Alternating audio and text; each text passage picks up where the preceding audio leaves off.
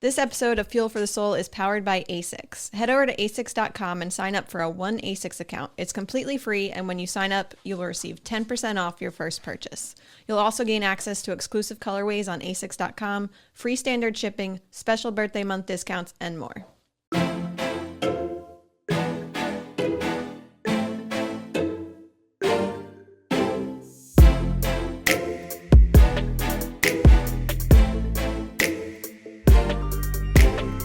Hi, this is Thomas with Believe in the Run. This is Meghann with Believe in the Run. And this is Meghann with Featherstone Nutrition.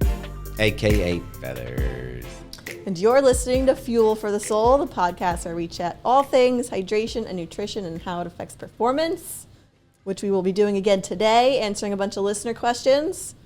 But before we get into it, we want to talk about our sponsor, RNWY, and a new product. We've been talking all about their protein powder, but today we're talking about their Extra Mile product. Mm-hmm.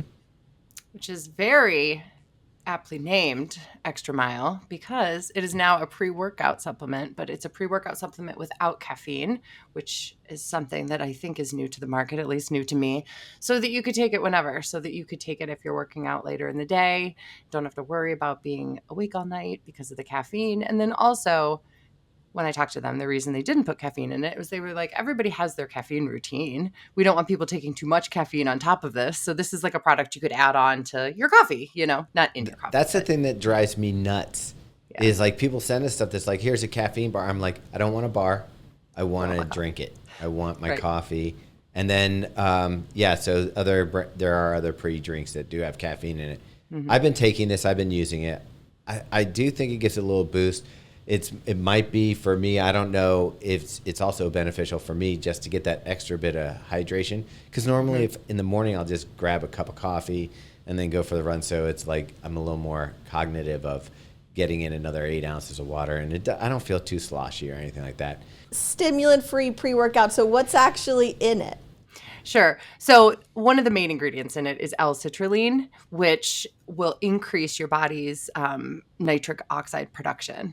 So nitric oxide is what vasodilates our blood vessels, which means it expands them so that we can get more blood flow to our muscles, which means more oxygen to our muscles, which means we can perform faster, longer, stronger, all that jazz. Having this L-citrulline in our system. There's also some beet juice powder in it, which if you've heard of that, you know that the whole nitric oxide piece is also why beet juice works. So there's both of those things in there kind of doing the same thing that we've talked about with, beet juice over episodes in the past. And then there's some other things in it as well that kind of help with mental focus without that stimulant piece to it. So one of them is like a derivative of caffeine without the stimulant. So it's supposed to have that like mental focus and clarity and all that kind of stuff that caffeine would give us.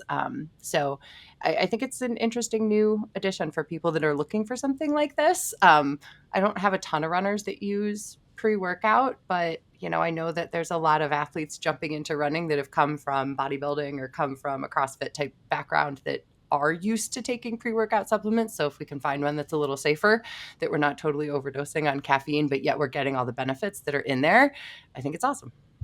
And I've tried both flavors, and I'm going to give my personal pick. There's a lemonade and there's like a sour watermelon. Mm-hmm.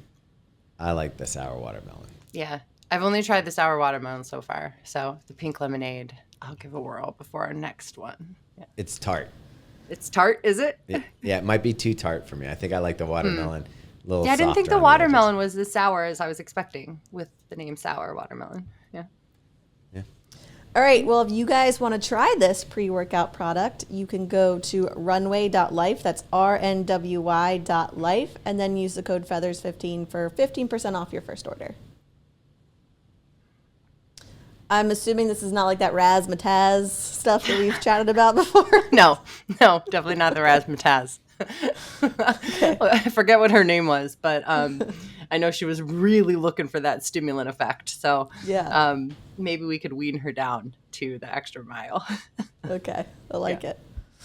Okay, before we dive into these questions, Meghann, give us an update on your body. My broken butt. Where are we going to start? Yeah. I mean, I know that like a lot of people with like running Instagram handles, when something goes wrong, they talk about it every day and they give people updates all the time. And it dawned on me when I went back to the doctor on Monday, I dropped the bomb and then I have not said another word about it, which is very true Meghann fashion. But I figured lots of people care and seem invested. So it made sense to give a little update on here. So I went back to the doctor at 12 weeks, which was this past Monday. So when people are listening, it'll be about 14 weeks. And she told me I wasn't ready to start running yet, which I had thought I could in 12 weeks. So I wasn't super happy about that. But again, like I've said on here before, respecting the process that it can take a while to heal things. She wants me to wait another 4 weeks. How did she determine that? Full body run. That's a really great question because I wasn't quite sure how we were going to determine it either. She says that MRIs lag behind healing time. So if we got an MRI right now, it would still show some either edema or a fracture line, and it really wouldn't be super helpful. She offered me one, but I was like, I don't want to see it broken again. If you're telling me it's still going to look broken, like this is not helpful for me mentally, you know? So she asked, have I had pain and when I'm walking, all this kind of stuff. I was like, no, I felt great for 3 weeks. But she found the spot and like pushed on it. And it feels like a bruise. Like it feels like if you pushed on a bruise, like it still is very tender. And she was like, that means it's not healed yet, Meghann. And I was like, oh. Not what I wanted to hear. Yeah. So then, of course, I asked, because, I mean, you guys know, like when you're given a timeline of like, you just have to be off for 3 months. I literally put it in my phone. Like, I can come back, And it was like, that's not just going to be 3 months, which a couple people had alluded that it could be longer because I broke it pretty good. And again, I want this to heal once and for all. I don't want this to haunt me, So, it's fine. But I did ask if I could do like lower body weight running, like the lever or an Alter G. And she was like, yeah, sure, absolutely. So I was also told I can only do it for 30 seconds at a time for now. So I was like, oh, okay. By the time you get going, you have to stop. So I did set up the lever. Lever was super, super nice to send a unit over to me. So it's been sitting in a corner in my basement because I knew if I opened it that I would want to try it. And I wasn't allowed till just now. So I was allowed to on Monday. So on Tuesday, I set that lever up. It was so simple. You guys have one. It's so easy. We have an older treadmill with real stubby arms on it. And it has like up and down like speed controls. So it like barely fit on the end of there, but it did. It fit fine. And those shorts weren't too bad. It was pretty easy to kind of strap yourself in and take a bunch of weight off. And it was super exciting to be able to move again. And I was so happy just within that mile with like 4 short bursts of running a little bit. And it felt good, like nothing hurt or anything. But I have to admit, I wasn't quite ready when I stopped. I got really upset. Like I was like super sad that I was like, I am so far from where I have been, like just so far from where I've been and where I need to go. And I still have to wait another month before I can even start to come back. And it was like kind of this like roller coaster of, yes, this is so exciting. You got to run again. Everybody's like, oh my gosh, you're coming back. And I'm like, yeah, but I don't know. It just felt like a tease almost more than, I don't know. I couldn't decide if it was helpful. Yeah. And I've used the lever for recovery as well. Yeah. And it's fun and exciting. And at the same time, it's humbling because you start off, like for me, I was doing the same thing. It was like, okay, let me just run 1 mile and see how that goes. Mm-hmm. And then I was doing the bike stuff. Yeah. And so, I swore that I was going to keep up on the bike after I could run again. The bike's in the garage. But and it is, you're going to come back. And I don't know about, for me, it was definitely, you're starting back at like, just your regular easy pace doesn't feel so easy. So, yeah. But you're also doing so many other things, Meghann, to strengthen your overall body and bones and everything that when you do come back, sure, it'll be frustrating, I'm sure, for a while, just because you're used to running so fast and so easily. But I imagine once you get through that initial hump, it's going to be like, you're going to be set up so much better than you even were before. I hope so. Yeah, I really didn't realize. I see my PT every week, and he is hilarious. He's super smart. Like, he's been doing this for like 20 or 25 years, and he cuts me no slack. He makes fun of me when I can't do certain things. You know, it's perfect, right? And he's like, how can you run a 2:49 marathon? You can't even lift one leg off that ball and hold your stability. I'm like, that's why I'm here. So, you know, he has me doing a ton of stuff. The three issues he found with me was my abs were weak, my lower back was weak, and my glute medials are weak. So he has me doing tons of like ab and glute med and like lower back. And so, yes, I have all that to focus on, and then swimming and biking. And I needed something as like a carrot to keep up with all this. And I'm told Peas. like peas and carrots, that I won't be able to run back-to-back days for quite a while too, even when I come back. So I need to keep up with biking and stuff. So in true Feathers fashion, it's possible, as in I did, sign up for the Ohio 70.3 in July. Nice. Why not? Right? I'm biking, I'm crazy. swimming. I can run a half by end of July. So Yeah. I guess I'm getting back to that, at least for now. Plus, you're going to be doing a relay in Boston. Yeah. So. I can run a few miles by then. Yeah. Yeah. Okay, well, that's exciting. That's something to look forward to. And if you remember, after your last half Ironman, you got really fast. I had like a 7-minute marathon PR. I mean, part of Let's it was go you ahead coaching and- me, but I know. That's what I'm like. Go with that route. If they're telling me I can't do what I want running wise, like, I got to find something that motivates me. Not that who am I kidding? I'm hopping in a pool at 5 a.m. and I hate to swim. Like, motivation isn't the problem. Yeah. Like, I just need something to mentally be able to work towards. So I don't know. I get it. I don't know. Which one is it again? It's the Ohio one. It's like up Sandusky way. It's only like 2 hours from me. So I can just take my bike and not have to worry about, you know. Is the swim in like the Great Lake or anything? It's in Lake Erie. It's the one I did 3 years ago. The swim was awful. It was like there was like undertow. It was like super rough. Oh, like it was no. terrible. But it had stormed the night before. So just fingers crossed, a little better weather. And if not, All right. whatever. I'll survive. Exciting times. Yeah. Okay, let's dive into some questions here. Our first one is from Jennifer. She said, I have a question about salt tabs or pills. I'm training in very cold weather and do quite a bit on the treadmill now that it's icy for a half in the spring that has a history of being quite warm and humid. I'm not a heavy sweater when it's cold out, and I'm always fine with just water and a gel or two when training for this distance. I want to be prepared for warm and humid weather, though, and have some salt tabs on hand in case I need it. My question is this something that I need to practice beforehand, even if I don't really feel that I need it on the treadmill or in cooler temps, so my body will be used to it on race day? Or is it something I can just utilize that day and my body will know what to do with it with no possible adverse effects? I think we know the answer to this, Jennifer. Nothing new on race day. So we need to make sure that we're practicing. It doesn't mean that her body won't know what to do with it when she takes it. I mean, that's a small concern, right? Is we have to train our gut to get used to digesting the things that we take at our running paces, all that jazz. But more my concern would be, can you open the container of salt tabs? Can you swallow a salt tab at race pace? How much fluid do you need to drink with it? Does it sit okay in your stomach? So I think it's absolutely something that we need to practice, even if we don't, quote unquote, need that much sodium in the cold. My one concern, though, living in a very cold place, as you guys do too, is taking this stuff with like gloves outside in the cold might be really tricky to like figure out like how to open, you know, and that's obviously not going to be a factor on race day. So I do think it would make sense for her to practice this on the treadmill. I think sometimes we forget treadmill runs are like hot runs, humid runs, right? I mean, it's we never. Don't forget. He's like, no, I didn't forget. It sounds like just Jennifer might have, though, because she was saying she does run on the treadmill, and she doesn't feel like she needs it. Right. So I think there are a lot of people that maybe don't realize like you're sweating a lot, or your sweat rate would be similar to running outside in the 60s or low 70s when you're on a treadmill, because that's the temperature of your house. I remember when we did a sweat test with you, Meg, I had you like jack up the heat in your house to like simulate running in the heat, and it worked great, you know. So it's not like any of us are keeping our house. What did you jack it up to? Yeah. I think it was like 80. Oh, wow. Yeah. So we're running the Miami Marathon. It'll already be done by the time this podcast comes out. Yeah. I'm terrified of it because I hate running in the heat. I don't do well in the heat.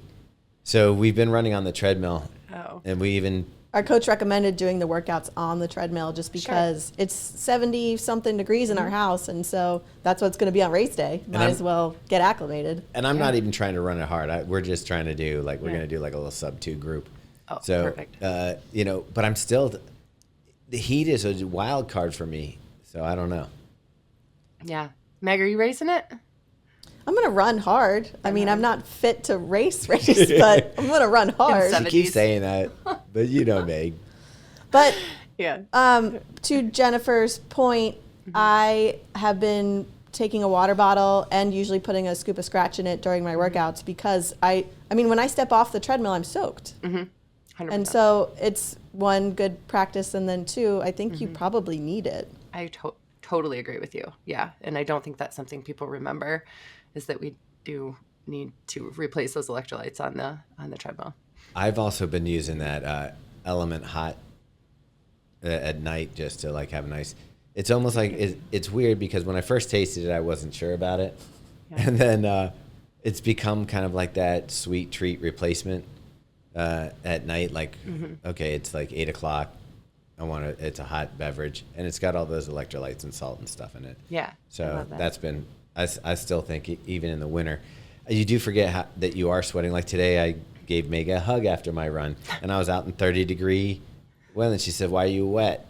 I'm like, "I was running." Well, he had a jacket on and a long sleeve, and so when you stop running and then all of the sweat appears. Yeah. Yeah. So you're still sweating. Yeah, 100%. To Megan's dismay. I always sweat through my base layer in the winter. Yeah. For sure. In fact, I don't know about you guys, but I'm not always great with my running gear. And I was cleaning out my closet yesterday. All my winter running gear, vests, coats, all that stuff was hung up. And I was like, I'm going to take that down. I can't remember if I washed that at the end of the last season. And I'm pulling it. The one jacket from you guys, the Faster Bastards one with the ASICS jacket, it had snot down the front. I was like, Meghann, nice. Threw it all in the wash. I was like, we need to do something here. With grit going on and how much people are running, someone said, have you guys thought about getting a laundry detergent sponsor? Oh, that's a good call. That's actually not a bad idea. We could throw a little sample laundry detergent in every package. I feel I'm just doing laundry every other day now because it just takes so many layers off and yeah. Right. I know. And that outer layer. We have the rack. The rack is always full. Yeah. I love it. Our running gear rack. Yeah. Yeah. Another perk. I don't have as much laundry. I don't know. Yeah. There you go. Silver linings everywhere. Okay, Jennifer, go ahead and practice those salt tabs or whatever you're using on the treadmill because why not? For sure. This one is from Oliver. He said, longtime listener and fan of you all and the podcast. Had the pleasure of meeting you in New York City in 2024. Thank you for everything you do. Your advice on the podcast has helped this self-coached marathoner enjoy a few marathons and looking to get into other endurance disciplines like Olympic distance try and 70.3. Oh, Here is my question. Wondering if you have come across this yet. What is your take and the research behind the benefits, maybe dangers, of using Cordyceps mushroom as a supplement? I have heard and seen it referred to as a supplement for endurance athletes, seeing it in stores in the form of powders as well as tinctures that you put under your tongue or in drinks. Would love for my trusted team and Feathers in particular to provide some insight on this. How does it compare to something like nitric oxide? Do either of them have a place and benefit in an amateur's at best 3 hours, 37-minute marathon supplement rotation? My staples are protein shakes, collagen, creatine, not much of anything else. Hope you can provide some insight on this, and thanks again for being absolutely amazing and welcoming. The cutest part was Oliver's email also contained a picture of he and I together and he and both of you together. And I was like, well, we got to answer his question. He's adorable.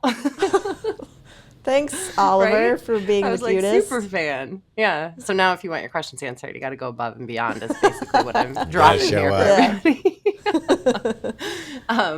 No, I thought this was a good question because you guys probably don't realize you've seen mushroom coffee and things like that out. That would be, Cordyceps would be in some of those products. So you've probably seen products with it in it.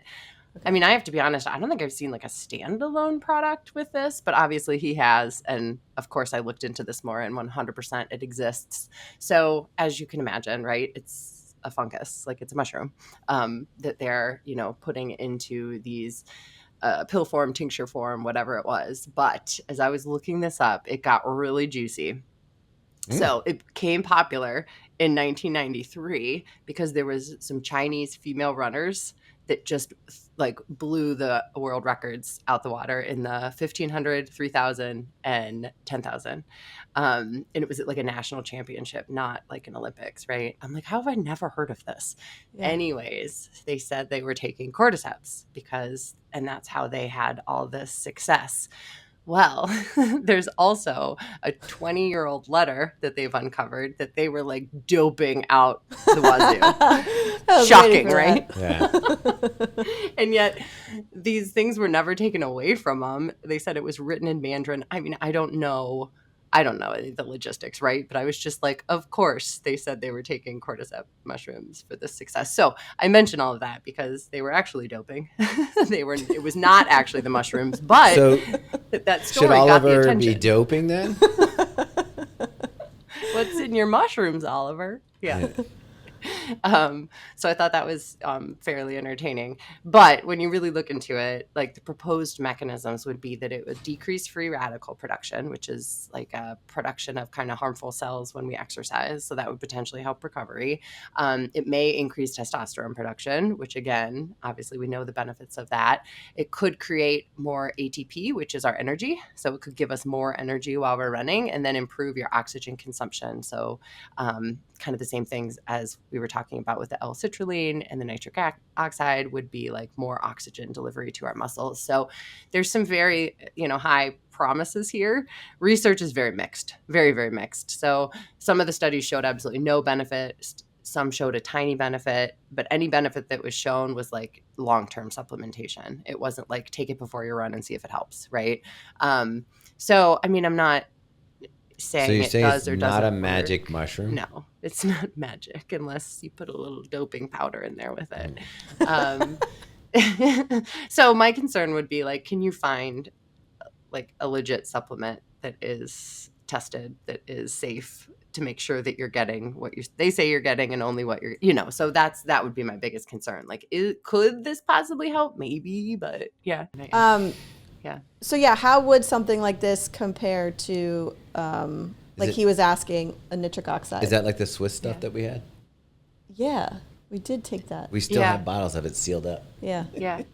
Yeah. And the pre-workout we just talked about, right, from Runway, like same type of thing, right? We're trying to increase oxygen delivery to our muscles, which is what nitric oxide would do. Most of the time when we think of nitric oxide, we think beetroot juice. That's where most of the studies is. But like we said, there's some powder in this Runway pre-workout, and there's like other, like you guys were saying, supplements that help increase production of nitric oxide. And there is a ton of research on that, right? Like, again, it vasodilates our blood vessels so that we can push more blood, more oxygen to our working muscles. And most of the research shows like a 1 to 2.5% performance improvement. So, I mean, there is some decent research on it. Some research shows no benefit, right? But, if you have a good supplement, like what's the harm in trying if somebody wanted to try something? So yeah, I mean, I would, tell Oliver, try something like that before going on the mushroom bandwagon. It's just, if we're going to consume beetroot juice, you have to drink a lot. It's like 500 mLs. Yeah. I don't know what it is, but anything that comes in a tincture weirds me out. Like, why is that a thing? That shouldn't 100%. Be a thing. I think it weirds you out. It weirds me out because it's like, one, you can put anything in a tincture. Right. Two, it's like a home remedy thing. It's like you figure like a little witch is brewing some stuff up. She's like, here you go, darling. Yeah. I don't know. I couldn't agree with you more. And there's no reason, like rational reason for us to feel that way. Like you could put anything in a powder. Yeah. You could put anything in a tincture, but I couldn't agree with you more. When he said tincture, I was like, oh. I'm out. Well, no, you can't, like I can't, like if say that Meghann had pills at the house, it would take a lot of work for me to dose those pills. She gets a tincture. I just put a couple drops of whatever I want in there. Mm-hmm. And I see what you're saying. You could... Yeah. Lace it easier is what you're saying. So you're talking about someone lacing something in your own house? That's what I'm worried about. I could see Meghann putting in like some sort of sleep drug. Thomas, how you doing over there? I'm fine. Sounds like a personal problem, T. Looks like you're going out. Most of these problems seem very personal. The last thing I would ever worry about, Meg, is like doping Drugging or me? like Yeah. lacing you with something. Oh my I don't God. even know how to do that. No. I could see her. And I doing think it. she would just be like, "Hey, could you take this to calm down?" Like, I don't think she would ever do it. I'd be like, drink this, don't ask questions. Right? She'd be like, "This will help you run faster." I saw it on Instagram. Oh, goodness. Feathers approved it. Okay, so we're going to skip the mushrooms for now. Yeah, I think so. This question is from Allison. She said, thanks for being an incredible resource to the running community. I have a question about running nutrition during pregnancy. Assuming your running is cleared by a physician, whether it's routine exercise or more intense training, how should running nutrition be modified and adapted? Are there any products to avoid? Hydration, nutrition, supplements, etc., and anything pregnant runners should be mindful to add in? I think you're supposed to avoid alcohol and cigarettes. I do think that's true. That actually didn't make my list, so I appreciate you, mentioning that because that's Did it seem too obvious? about right. Maybe, but I mean, we can lead with that. Yeah, I mean, I think, when it comes to being a pregnant runner, like first and foremost, everybody has their own experience and you need to listen to your body, right? Like it's really easy to compare ourselves to other people when we're pregnant and like, oh, so-and-so could still do this and so-and-so, like you've just got to listen to your body. Like everybody feels different. Everybody has different goals. So, assuming that you're doing the best thing for you mentally and physically while you're pregnant, I always just think of pregnancy as like a heightened time of awareness of what we're putting in our body. So, that was a time where, we talked about the protein powder last week. Like I stopped taking protein powder, like, things that could potentially have that contamination of lead, like wouldn't be as my body might not mind. Right. But like you're growing a very small human in there and anything you ingest is going to potentially get to them and be a larger impact on that, developing body. So I just got kind of particular, right? It was like, if I don't necessarily need this, then I'm not going to lean on it. Or if you do want to keep using your protein powder, make sure it's certified, right? Like the certifications that we always talk about, like there's nothing wrong with still taking certain things. You just want to make sure that they're safe supplements, right? That they're certified and that your OBGYN is aware of it and can say yes or no, right? Like I've had pregnant clients that still wanted to take creatine. So they found an NSF certified one and their OB said it was fine and cool, right? So you just want to make sure you have those conversations. Mm-hmm. Why would creatine be a problem? It just honestly, if it's a high quality supplement, it shouldn't be, right? It shouldn't be a problem. But I just think it's is your baby going to come out jacked? Conversation. Maybe. No. Like Lifting weights. Pushing them walls. Got a real strong baby here, lady. What were you doing? Look at the abs on that baby. I don't know. My kid was holding his head up at day one, and I didn't take creatine, so I think it's just I don't know how they pop out. So that would be one thing. Is like just take a look at your supplements, make sure that everything you're taking is safe, or avoid certain things. The other thing is our nutrition needs depend on our trimester. So our first trimester, like not a whole lot changes nutritionally, hydration. Like we just kind of need to keep doing the same thing. But obviously, anything like dehydration or underfueling is going to have just a larger impact during this time. So we just want to be vigilant that we stay hydrated and that we're adequately eating and we're eating enough before, we're eating enough after. So it's literally all the things we already talk about, but just really ensuring that we're dialing those things in and that we're not being quite so willy-nilly about things because we could, it is dangerous for us to get too dehydrated as when we're pregnant, whereas we can bounce back when we're not a little easier. Mm-hmm. That's a question though, like, when you look at pregnancy, a lot of women complain that they have to go to the bathroom a lot because the bladder's actually got pressure on it, or they're not hungry because the stomach has pressure on it. So how much at the time you weren't actually running that much when you were pregnant, correct? I ran through both pregnancies, I think till the day I delivered Smith, and then I stopped like a couple weeks before Sloan was born, but I didn't train for any race. I just ran for fitness. So it's just easy miles. Mm-hmm. So were you doing all the things, like making sure that you were eating enough and doing all that? Mm-hmm. All right. I had really bad nausea with both kids for a long time. So if I didn't eat, I just felt so sick. So I would literally eat graham crackers before I even sat up in bed and got out. So that's the thing. I would see the nausea because you're growing teeth and fingernails in your stomach. You're making this sound so pleasant. Such a Well, I miracle just tea. remember when my son popped out, I was like, that was in someone, that like the teeth and the fingernails and hair. Like, oh, You're not disgusting. wrong. It's I still remember when they handed me Smith. He was huge. He was huge. Yeah. He was strong. He was bald. He was screaming. He had rolls around his wrists. And I remember being like, whose is this? Like that's not my kid. Like that's like a 4-month-old. Like wait, whose child? My mom warned me. She was like, it feels very odd when someone hands you your first child because you're like, that's mine, And Yeah. I was like, That's mine. That is the weirdest thing. Not to totally go off subject though. Yeah. Like I expect everybody's like, oh, childbirth is this magical. It was terrifying and weird. And they're like, do you want to cut this thing? And I was like, okay, And it was gross, like you're cutting through flesh, like cutting the umbilical cord. And then they actually do the real job. Like they just let you do it to make you feel like you're doing something. Yeah. And he had hair and wax all over him. I don't know what was going on. Yeah, I know. I didn't have. I wanted this storybook like delivery, and that it was very far from what happened. I agree. It was a very unsettling process, but eventually you get that cute baby, you go home, and everything's okay. Well, it's kind of like puppies. Now Puppies we're scaring are more Allison. fun, but you're like, I can't wait till it can be potty trained. Yeah. But then potty training was also very hard, so I don't know. I mean, every stage is lovely.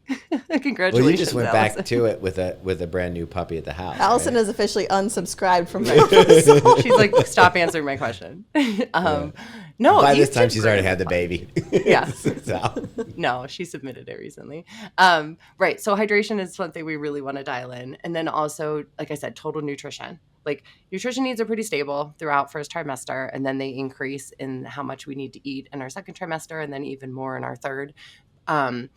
Most people, honestly, like their appetite increases with the pregnancy. So at least, from my experience of working with people and also myself, like it wasn't hard to get the nutrition I needed. I was hungry. I needed that snack. I needed that extra portion of the meal, So it's typically fairly intuitive to scale that up. But if somebody is struggling with that, like it's just a consciously knowing that we do need more in the second and we need more in the third trimester.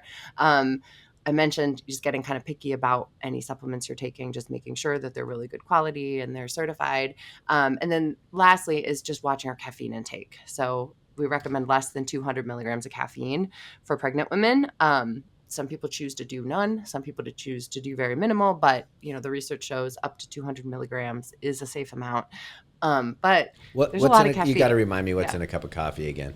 So it depends on where you get it. Like home brewed coffee is probably around like 60 to 80 milligrams, but that's for like so a you 6 can have ounce 2 cup. cups? So the cups you guys use is probably 12 ounces. So it would probably be like just one of those, honestly. Yeah. Or then Starbucks is really high in caffeine. So you just have to be careful. For us and non-pregnant people, it's 400 a day, right? Correct. Okay. Mm-hmm. So about half of what you would normally.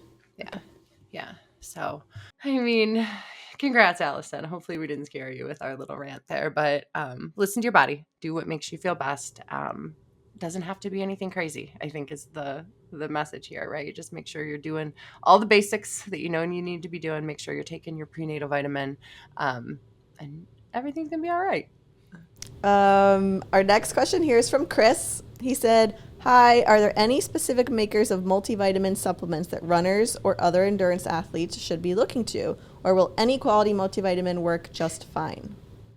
I know it's better to get vitamins from eating whole foods. I'm reminded here of the scene in Ocean's 11 where Saul tells Rusty he's eating an orange because his doctor says he needs more vitamins, and Rusty flippantly asks him why he doesn't just take vitamins. But a vitamin supplement should help fill in the gaps, right? Yeah, and I think we've talked about this before on here. I mean, some people used to like to say a multivitamin is like an insurance policy to make sure we get what we need. They've done a ton of research. Like, do we need a multivitamin? All the research comes back like, no, it's probably a waste of our money. Like, we don't need it. I've been taking those every day. But there's nothing wrong with taking it. Right? If it makes you feel better, if it makes you feel like you're filling in the gaps, if it, there's nothing wrong with taking it. It's just, do we need it? And the answer is probably not. And I give the example of, okay, so if we go get our blood work done, like we talk about all the time on here, we can see certain values that we need more of. Like a good example would be vitamin D. So a lot of us are deficient in vitamin D. Right.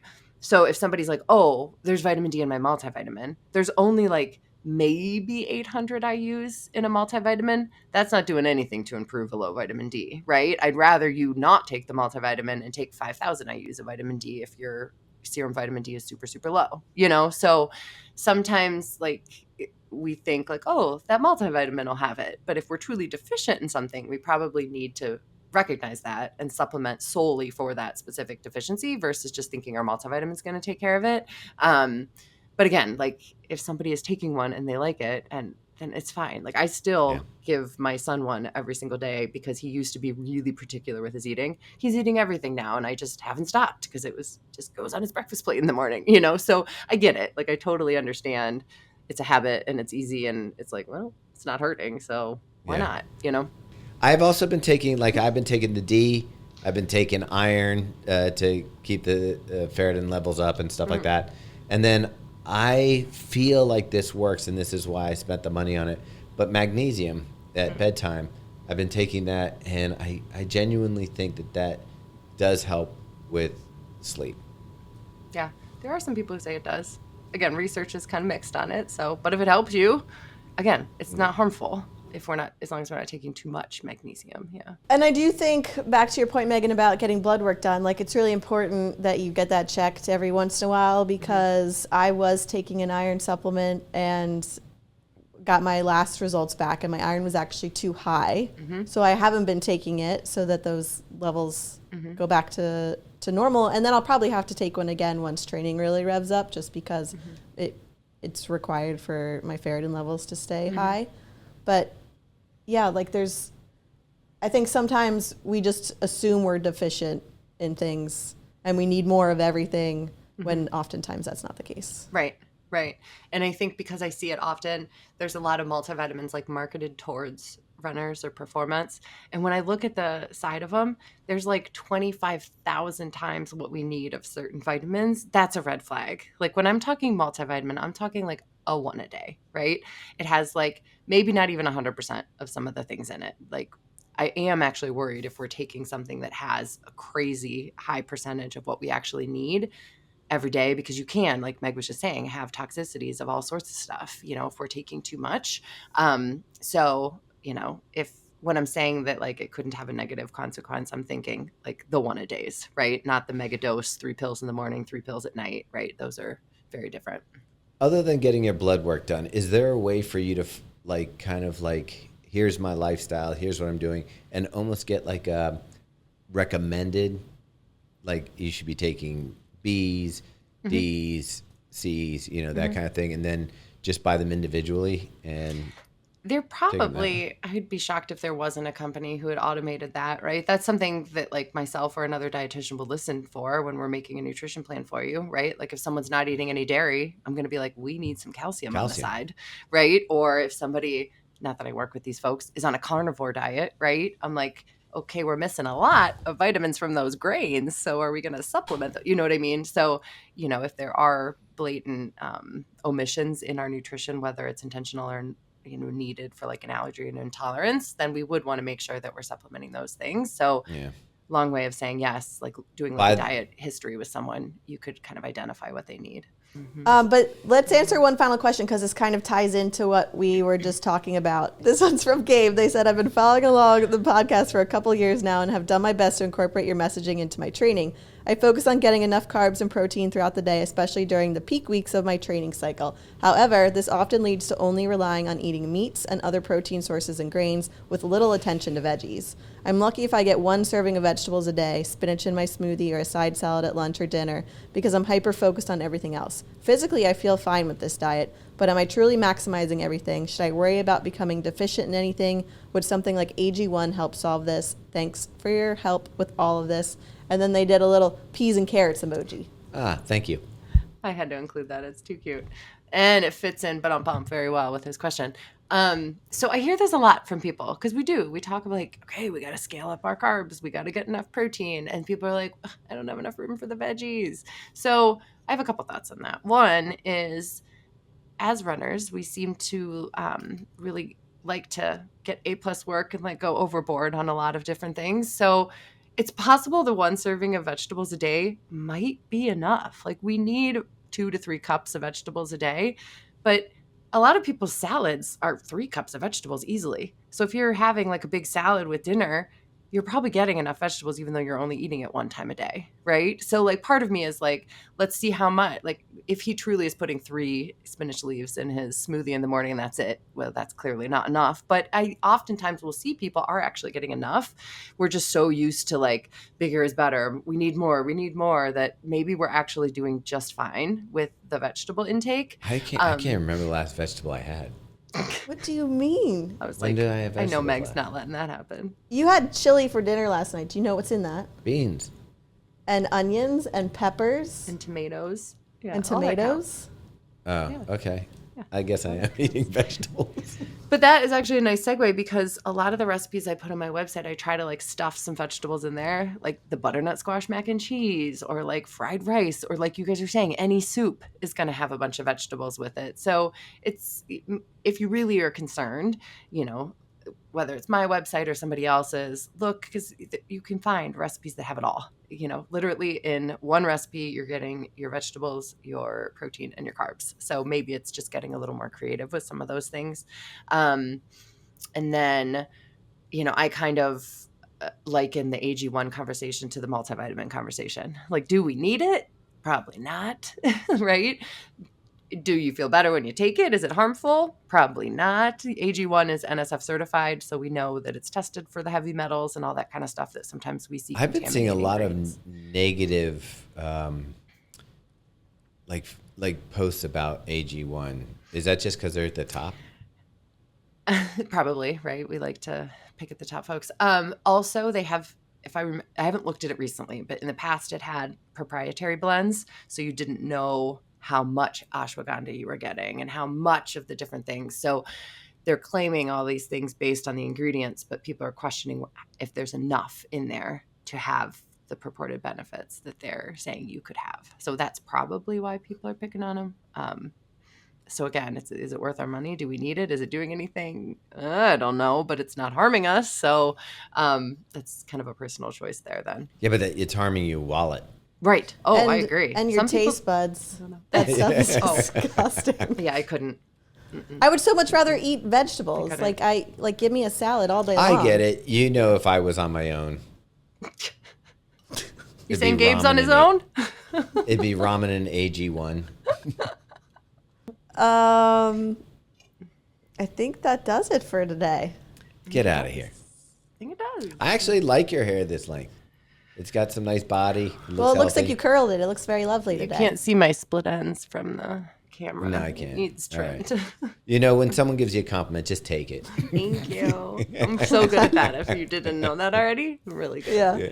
I feel that Yeah. in my core. Stop. I know, I'm hiding. Megan, you Don't look talk pretty. about me. Stop. What do you want?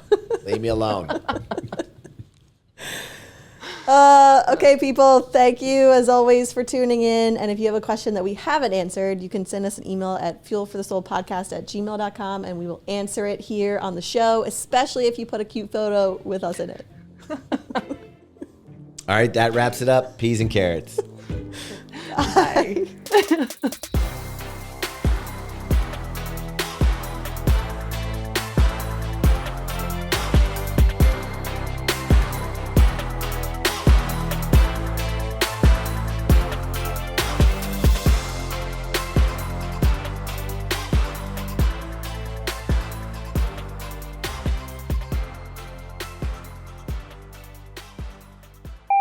Hi, this is Thomas with Believe. Is that what I normally say? What? Which one is this? Is there any mushrooms that will help with running? That makes sense. Yeah, cut back on the powder, the snow. Jeez.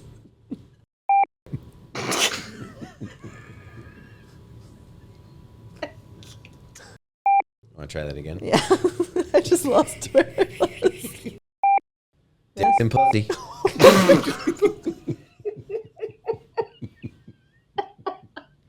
Wait, I thought I'd try something new. breathe. I was not ready for that. What? I figured I'd give you an outtake. You can't even put that in the outtake. You can bleep, and then show your reaction.